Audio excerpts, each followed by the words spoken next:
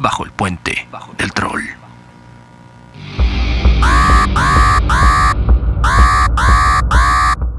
Como alguien que conozco dijo alguna vez, pide fortuna y no fama. Yo coincido en que el dinero es liberador, mientras que la fama es un grillete social que te mantiene vigilado y a la espera de un cierto comportamiento.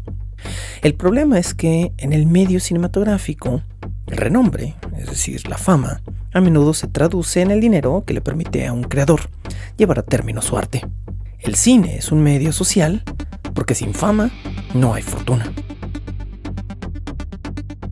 Muchas historias que se han vuelto famosas en salas de cine no comenzaron en la pantalla grande, porque sus creadores ni siquiera existían en el radar de los grandes estudios que sí podían financiar estas películas. Como me dijo un productor alguna vez, si alguien me pide poco dinero para hacer cine, nunca se los doy, porque sé que no entiende lo que este arte cuesta. Para un director joven y desconocido, probarse en un medio donde el dinero es el rey y el éxito es solo remuneración, es un problema serio.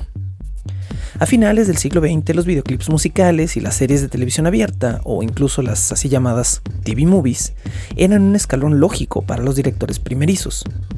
No contando un filme pagado por su propia familia, Steven Spielberg empezó su carrera haciendo Duel de 1971, una película directa para televisión. Directores como David Fincher, Michel Gondry o Spike Jonze se templaron en las entrañas de MTV, haciendo videos musicales para bandas famosas. Con el paso del tiempo, el mundo cambió y también lo hicieron los medios. El video musical fue muriendo lenta y agónicamente, y nuestro concepto de televisión cambió desde los años 80 y 90 del siglo XX. En el caso de otros directores famosos como Sam Raimi, James Wan o Neil Blomkamp, el cortometraje fue la ruta hacia su éxito. Un cortometraje, es decir, una producción de cine menor a los 40 minutos de duración, puede costar una fracción de lo que implica hacer un metraje completo, pero requiere de las mismas habilidades y presenta en escala muchos de los mismos retos que un largo. De manera que sirve como un parámetro para saber si creadores novatos pueden demostrar que tienen lo que se requiere para manejar producciones de millones de dólares y con cientos de personas en un set. Una veintena de proyectos famosos, aunque también varios de ellos infames, empezaron su vida como cortometrajes antes de pasar al mundo de los feature films. El problema aquí es por qué algo que comenzó como un corto puede o no funcionar, puede convertirse en un proyecto famoso o infame. Esto nos lleva a mi reflexión del día de hoy, que va más allá de simplemente analizar proyectos que tuvieron o no éxito. Para ello, tenemos que hacernos una pregunta central. ¿Debe o puede una historia que ya se contó a la perfección en 10 minutos expandirse a 100 o 120 minutos? La respuesta no es del todo directa ni sencilla, pero sí hay una cierta lógica detrás. Películas que hoy alabamos fueron primero proyectos más cortos, pero no necesariamente fueron lo que podríamos llamar, comillas, cortometrajes. Sector 9, que yo considero una de las mejores películas de ciencia ficción de las décadas pasadas, empezó como un proyecto breve titulado Alive in Joburg, un proyecto de 2005. Peter Jackson, el director del Señor de los Anillos, vio este producto y le ofreció a su director, Neil Blomkamp, hacer una adaptación del videojuego Halo, misma que nunca despegó del suelo. Habiendo fallado ese producto, Jackson y Blomkamp decidieron concretar lo que hoy conocemos como Sector 9. Ahora bien, Alive in Joburg no era una historia concreta. Era una pequeña idea esbozada que claramente, cuando la consumes, se nota que requiere más tiempo para tener algún sentido. Era un planteamiento, pero no tenía mucho más que decir.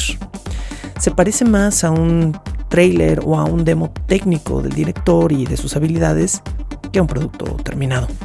Por lo que, cuando Blomkamp y Jackson deciden desarrollar Sector 9, la película final no es algo basado en un cortometraje, es algo inspirado en algo que estaba incompleto. El caso del director James Wan es muy similar. Wan, desde el inicio de su carrera, quería hacer Saw. Pero Wan era un chiquillo de 27 años de edad, sin experiencia, recién salido de la carrera, que estaba literalmente pidiéndole a un estudio $1 millón para filmar un primer guión, el primerísimo que había escrito en su vida, sin otras obras que lo validaran, sin actores o productores famosos que lo respaldaran. Wan consiguió dinero para filmar una versión recortada de su idea de largometraje en solo 10 minutos. Esto no con el afán de vender un cortometraje. Él nunca quiso hacer un corto. Simplemente quería probarle al estudio que él sí podía dirigir una película. Pero Saw jamás se concibió como una idea corta que después se alargó. Fue por esto que cuando la película finalmente se hizo, se sintió como un filme completo. Estos dos ejemplos que acabo de dar son muy importantes para llegar a mi punto central.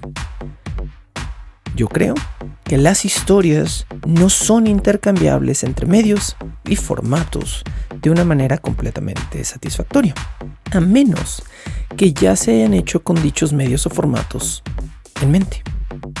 Esta es la razón por la cual historias animadas no cambian bien al vivo. Es la misma razón por la cual películas no hacen buenas series cuando se extienden, digamos, para Amazon, o cuando una serie se recorta y deja elementos importantes fuera para tratar de convertirse en una película. Un buen cortometraje es un producto diseñado para decir todo lo que tiene que decir en unos cuantos minutos. Esto significa que para que funcione bien como largometraje, tendríamos que agregarle otra hora y media de algo que infle su arco y su argumento, pero este arco y este argumento ya eran funcionales en la duración que tenían. Esto es un poco como tomar una película de 3 horas y tratar de reducirla a una historia coherente de 10 minutos. Obviamente, el resultado jamás va a contener la misma información. Vamos a dejar enormes huecos, elipsis o vacíos que probablemente empeoren la historia o que la cambien por completo. Pero ninguna de las dos fórmulas es intercambiable. Solo cuando un creador concibe un arco completo para un medio y una duración específicas, las historias funcionan. Pero cuando simplemente quiere rellenar el vacío con paja o recortar información importante por tiempo o dinero, casi siempre esto falla. Dos ejemplos negativos de este fenómeno son las cintas Lights Out de 2016 y Cargo de 2017, adaptadas respectivamente de los cortos homónimos, ambos de 2013. El corto de Lights Out es uno de los más vistos en todo YouTube, y la idea detrás del corto de Cargo es muy original, pero ninguna de las películas que nacieron de estas dos semillas son particularmente interesantes. Y eso aunque cuentan con mayores presupuestos y estrellas de cine en sus roles protagónicos. Esto se debe a que ambas historias fueron concebidas para contar una anécdota breve que funcionaba en pocos minutos, pero no tenía suficiente sustancia detrás como para alargarse a un largometraje.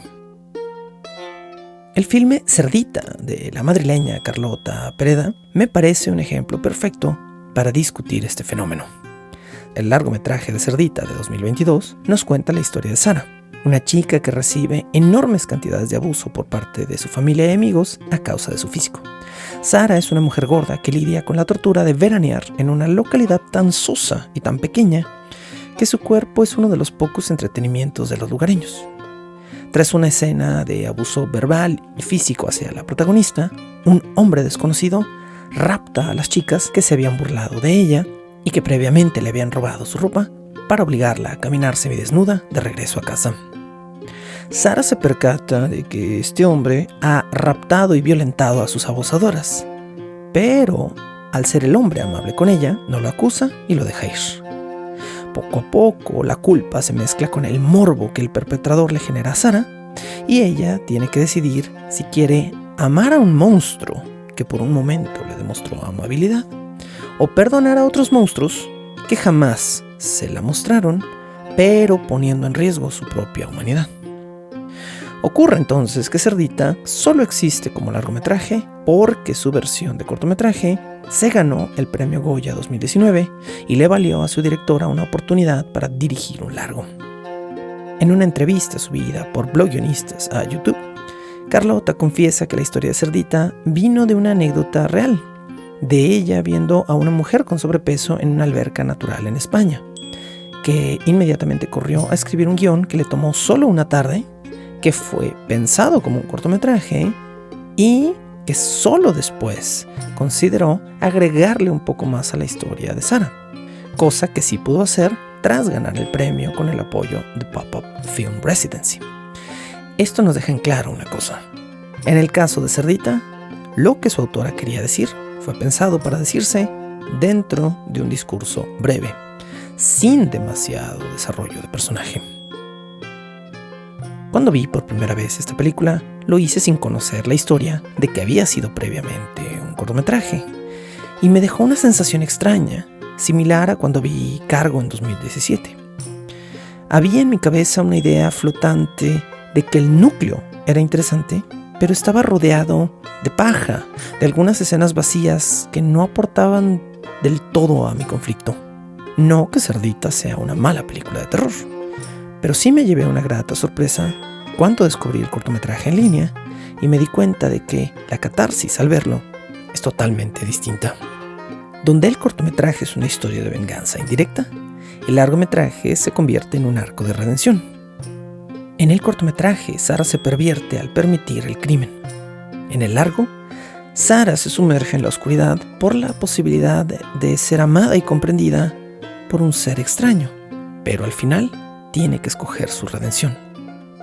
Seríamos reductivos al decir que Cerdita solo es una historia de abuso y de vergüenza. Tanto en su versión corta como en la larga explora el miedo y la inseguridad inherentes al hecho de ser humanos, la posibilidad de pagar con violencia la misma violencia con la que la sociedad nos recibe cada día en la calle, en el transporte público, en los clubes, bares y escuelas. Sin embargo, a pesar de que ambas historias exploran el mismo tema, llegan a resoluciones muy distintas. La película Cerdita está mucho más cerca del horror como género. En el horror, un ser humano común y corriente cae en una situación atípica que lo confronta con la posibilidad de su muerte, y esto hace a una persona disminuida o pequeña crecer para elevarse y sobrevivir. En la versión de cortometraje, Sara es más accesoria. Ella no necesita hacer mucho. De hecho, esto es lo que al final la define. En su inacción, Sara permite que el mal que tanto daño le hizo a ella recaiga casi kármicamente en los perpetradores de su abuso. Podemos verlo como que ella es el pez al que el tiburón salva de ser comido por un pulpo. No es que el tiburón sea su amigo, pero el pez igual agradece la ayuda. En el largometraje de 2022, la inacción de Sara la condena, pero su acción es la que la redime. Estuvo mal permitir que lastimaran a otros y eventualmente tengo que actuar, hacer algo al respecto, a pesar de no sentirme lista. Ese es el dilema de Sara. ¿Dónde recae Cerdita, entonces, en ambos lados del filo de la cuestión de la que estamos hablando? Es decir, es uno de esos largometrajes que solo agregan relleno a su historia porque nosotros como sociedad no consumimos cortometraje ni mediometraje, o es su propio monstruo y se come por separado. Si me lo preguntan a mí, yo sigo creyendo que una historia que funciona en 10 minutos no requiere de otra hora y media. A menudo no favorezco las versiones extendidas de un corte cinemático, a menos que la productora le haya robado el control del corte final a un director. Más no siempre es mejor, cuando menos cuenta la historia. El cortometraje de Cerdita tiene una catarsis casi perfecta. Es oscuro, es visceral y reflexivo. Y aunque la película es entretenida y causa su reflexión, deja una ligera sensación de un invitado que se queda en casa 1 hora o 2 más de la cuenta. En mi opinión, ninguna historia, repito, es intercambiable. Pero eso sí, no me crean a mí. Vean cine, vean Cerdita, busquen en línea el cortometraje y fórmense su propia opinión. Y de pasada, díganme lo que piensan. Gracias y hasta la próxima emisión. Y no olviden ir a apoyar este proyecto en patreon.com/Sergio Vicencio.